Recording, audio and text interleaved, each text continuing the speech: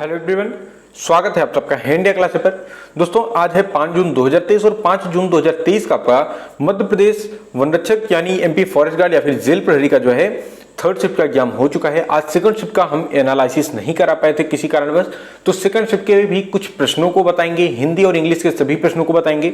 तो आइए हम लोग थर्ड शिफ्ट के प्रश्नों से शुरुआत करते हैं, जिसमें आपका static GK, MP GK, current affair, history, geography, polity, economy, science से फिजिक्स, केमिस्ट्री और बायोलॉजी से प्रश्न पूछे गए हैं। उसके बाद हम लोग हिंदी के प्रश्न, फिर इंग्लिश के प्रश्नों की ओर मूव करते हैं। तो आइए पहले थर्ड शिफ्ट के प्रश्नों को देखते हैं, फिर सेकंड शिफ्ट के प्रश्नों को देखेंगे, उसके बाद हम लोग जो है हिंदी और इंग्लिश की ओर मूव करते हैं। तो चलिए हम लोग प्रश्नों की शुरुआत कर लेते हैं। देखिए सबसे पहले हम लोग थर्ड शिफ्ट के प्रश्नों को देख रहे हैं। देखिए थर्ड शिफ्ट में एक प्रश्न पूछा गया था कि किस कवि को एक भारतीय आत्मा कहा जाता है। तो आपके ऑप्शन में माखनलाल चतुर्वेदी जी का नाम दिया गया था और यही नाम आपका सही आंसर हो जाएगा, क्योंकि माखनलाल चतुर्वेदी जी को जो है एक भारतीय आत्मा कहा जाता है। ठीक है, एक भारतीय आत्मा मतलब भारत की एक आत्मा श्री माखनलाल चतुर्वेदी जी को कहा जाता है, जो कि एक कवि हैं। ठीक है, तो यही आपका सही आंसर हो जाएगा।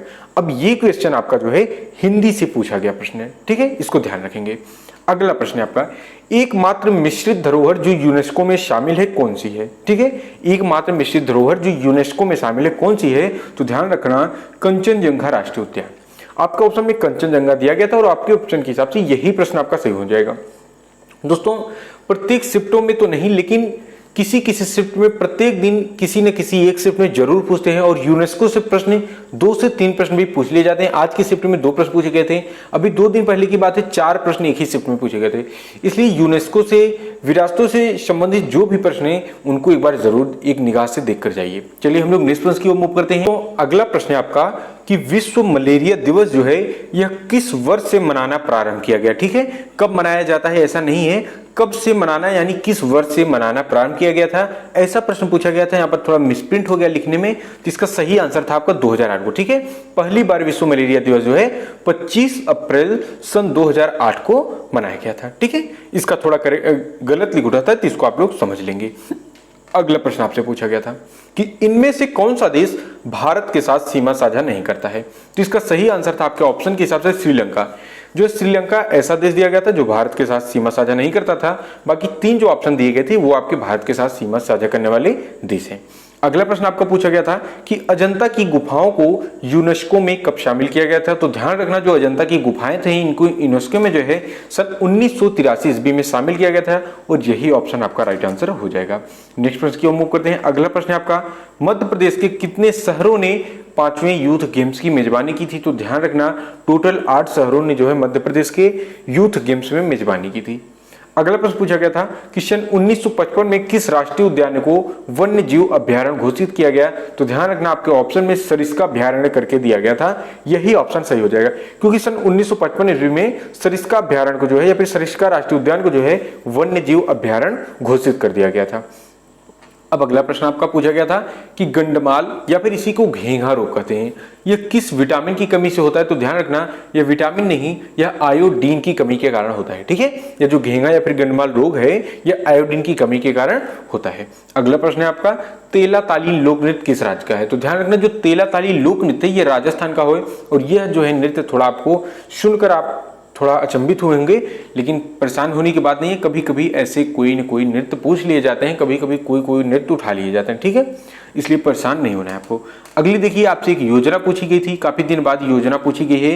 योजना पूछी गई थी कि लाडली बहन योजना में प्रति माह कितने रुपए दिए जाते हैं। तो ध्यान रखना, लाडली बहन योजना में प्रति माह 1000 रुपए दिए जाते हैं। ठीक है, जो भी इसको प्राप्त करने वाले व्यक्ति हैं उनको प्रति माह 1000 रुपए प्रदान किए जाते हैं।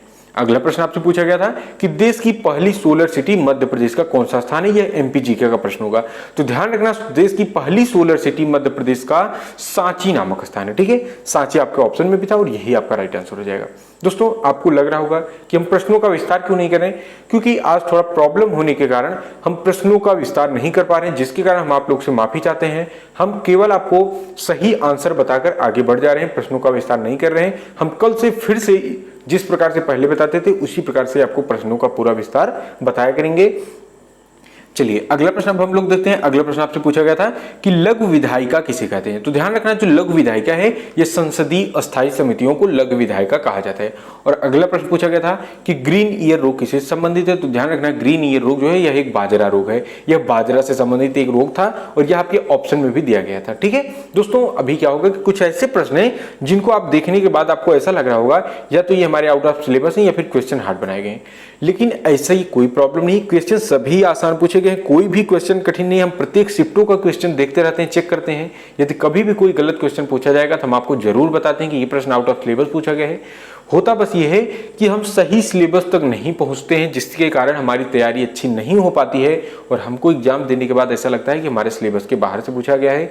फिर भी हम यही कहेंगे कि आप सही सिलेबस को पढ़ें। जब आप सही सिलेबस पढ़ के जाएंगे तो आपको ऐसा कोई क्वेश्चन नहीं मिलेगा जो आपके आउट ऑफ सिलेबस से पूछा गया हो। चलिए अब थर्ड शिफ्ट के प्रश्न खत्म हो गए। अब हम लोग सेकंड शिफ्ट के क्वेश्चन को देखेंगे। बहुत कम क्वेश्चन मिल पाए हैं, उसके बाद हम लोग हिंदी और इंग्लिश के प्रश्नों की ओर मूव करते हैं। देखिए सेकंड शिफ्ट के प्रश्नों को अब देखते हैं। सेकंड शिफ्ट में आपसे एक प्रश्न पूछा गया था कि कैप्टन रूप सिंह स्टेडियम में पहला क्रिकेट मैच किसके बीच हुआ। तो ध्यान रखना, कैप्टन रूप सिंह जो स्टेडियम है इसमें पहला क्रिकेट मैच जो है भारत और वेस्ट इंडीज के खिलाड़ियों के बीच में हुआ था। ठीक है, भारत और वेस्ट इंडीज के खिलाड़ियों के बीच में हुआ था और इनका नाम आपके ऑप्शन में भी दिया गया था और यही नाम आपका सही आंसर हो जाएगा। अगला प्रश्न आपका, सीता साहू का जन्म कहां हुआ था। तो ध्यान रखना, जो सीता साहू है ये रीवा से संबंधित है, रीवा में ही इनका जन्म हुआ था और इनका नाम आपके ऑप्शन में भी दिया गया था और यही नाम आपका सही आंसर हो जाएगा। अगला प्रश्न देखते हैं। अगला प्रश्न हम लोग अब देखते हैं। अगला प्रश्न आपसे पूछा गया था कि MS धोनी जो कि चेन्नई सुपर किंग के कप्तान है के द्वारा मारे गए छक्कों का रिकॉर्ड किसने तोड़ा। तो ध्यान रखना, रोहित शर्मा का नाम आपके ऑप्शन में दिया गया था और यही ऑप्शन आपका सही आंसर हो जाएगा। ठीक है, MS धोनी का जो छक्कों का रिकॉर्ड तोड़ा गया ये रोहित शर्मा के द्वारा तोड़ा गया है। अगला प्रश्न आपका, सवाई माधो सिंह स्टेडियम में पहला मैच कब हुआ। देखिए आज स्टेडियम से 2 प्रश्न बने हैं, क्रिकेट से आज 2-3 प्रश्न आपके बने हैं। तो ध्यान रखना, सवाई माधो सिंह स्टेडियम का पहला मैच जो है सन 1987 ईस्वी में खेला गया था और 1987 आपके ऑप्शन में भी दिया गया था और यही आपका सही आंसर होगा। अगला MPGK का प्रश्न है कि मध्य प्रदेश चुनाव आयोग के वर्तमान सचिव कौन है। तो ध्यान रखना, मध्य प्रदेश चुनाव आयोग के वर्तमान सचिव BS जामोद जी हैं। ठीक है, कौन? BS जामोद और यही नाम आपका सही आंसर हो जाएगा। ठीक है, अगला प्रश्न पूछा गया था आपसे कि हेमिस राष्ट्रीय उद्यान कहाँ स्थित है। तो ध्यान रखना, हेमिस राष्ट्रीय उद्यान लद्दाख में स्थित है। दोस्तों second shift history, geography, polity, economy और साइंस से बहुत कम प्रश्न मिल पाए थे, इसलिए हम प्रश्नों का एनालिसिस कराने में असमर्थ हैं। अब चलिए हम लोग हिंदी को देखते हैं कि किस टॉपिक से कितने प्रश्न पूछे जा रहे हैं और इसके बारे में हम आपसे कुछ विशेष बातें करेंगे, आपको ध्यान से सुनना है। देखिए वर्तनी से 2 प्रश्न पूछे जा रहे हैं, पर्यायवाची का 1 प्रश्न पूछ रहा है, कारक का 2 प्रश्न है, मुहावरे और लोकोक्तियों को मिलाकर 3 से 4 प्रश्न पूछे जा रहे हैं। 2 लोकोक्ति पूछती है तो 1 मुहावरे, कभी कभी 2 मुहावरे 2 लोकोक्ति पूछी जा रही है। ठीक है, 1 प्रश्न छंद से पूछ रहे हैं, मात्रकों से संबंधित 16 मात्रा किसमें होती हैं, 24 मात्राएं किसमें पाई जाती हैं, इस टाइप के। अलंकार से 1 प्रश्न है, सद्योग 1 में, तद्भव तत्सम को 2 प्रश्न है, समास से 1 प्रश्न पूछा जा रहा है। दोस्तों जितने भी टॉपिक से प्रश्न उठाए जा रहे हैं, हमने सभी टॉपिकों को, हमें प्रश्न तो नहीं प्राप्त हो सके हैं, लेकिन यदि अभी आपने एग्जाम नहीं दिया है, जिन्होंने एग्जाम नहीं दिया उनके लिए बहुत इंपॉर्टेंट चीजें हैं।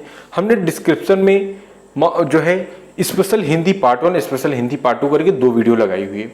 आप दोनों वीडियो को देखिए, दोनों वीडियो लगभग 1.5 घंटे की है, लेकिन वहां पर हमने समास, काल, संधि, अनुलोम विलोम, रस, अलंकार, श्रुति सम भिन्नार्थक शब्दों को, तद्भव तत्सम, पर्यायवाची, प्रत्यय, छंद में दोहा, सोठा, रोला, कुंडलिया, उसके बाद शुद्ध वर्तनी करना, वाक्य विशेषण, कारक को पहचाना, यानी इन सभी टॉपिकों को हमने डिस्कस किया है और सरल से सरल शब्दों में कम से कम समय में अधिक से अधिक चीजों को आपको समझाने का हमने पूरा प्रयास किया है। और हमारा वादा है कि जब आप उस दोनों वीडियो को देखते हैं तो आपको हिंदी को कहीं से भी पढ़ने की कोई जरूरत नहीं पड़ेगी। क्यों? क्योंकि हमने सभी चीजों को बहुत आसानी से और एक एक टॉपिकों को डिस्कस किया है। जितने टॉपिक आपके एग्जाम से टच हो रहे हैं सभी टॉपिकों को हमने डिस्कस कर दिया है, इसलिए आप लोग बेझिझक होकर बिना किसी संदेह के दोनों वीडियो देखिए और हमारा वादा है कि आप 20 में 18 नंबर तो अपना सही करके आने वाले हैं। ठीक है, उस दोनों वीडियो को देखकर। वो वीडियो आपकी MP पटवारी एग्जाम के लिए बनाई गई थी और MP पटवारी का सेम सिलेबस आपकी यहाँ पर वन रक्षक यानी जेल प्रहरी में पूछा जा रहा है, इसलिए इस एग्जाम के लिए भी आपकी वीडियो जो है मोर देन सफिशिएंट होगी। आप कोई भी संदेह न कीजिए, दोनों वीडियो को देखिए। लगभग 7 से 8 हज़ार बच्चों ने देखा है और उनका कमेंट आप देख सकते हैं कि कितना अच्छा रिस्पॉन्स रहा है इस वीडियो का। इस वीडियो से बहुत प्रश्न आपको मिलेंगे।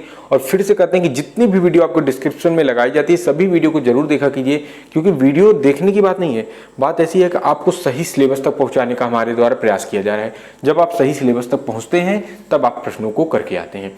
चलिए अब हम लोग जो है इंग्लिश के प्रश्नों की ओर मूव करते हैं और इंग्लिश से देखते हैं कि कहां से कितने प्रश्न पूछे जा रहे हैं। देखिए, एंटोनिम सिनोनिम से आपसे जो है 3 से 4 प्रश्न प्रत्येक शिफ्ट में, ठीक है, 3 से 4 प्रश्न, 3 एंटोनिम के तो 3 सिनोनिम पूछी जा रही है।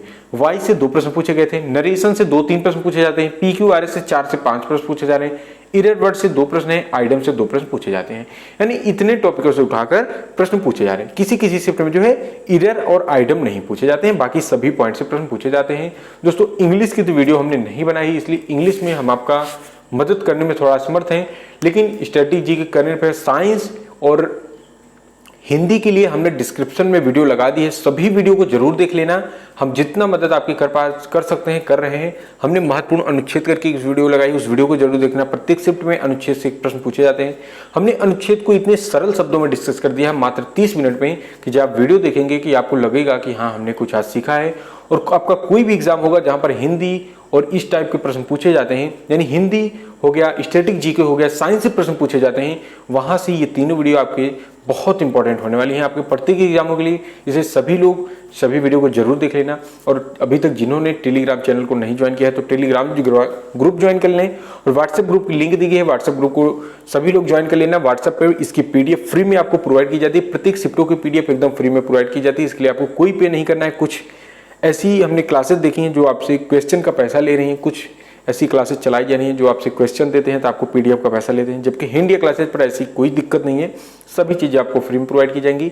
चैनल के साथ बने रहिए और व्हाट्सएप ग्रुप और टेलीग्राम ग्रुप को जरूर ज्वाइन करना। और इसी के साथ आज की वीडियो यहाँ पर समाप्त होती हुई मिलते हैं हम आपको नेक्स्ट वीडियो में एक नए टॉपिक के साथ। तब तक के लिए जय हिंद, जय भारत।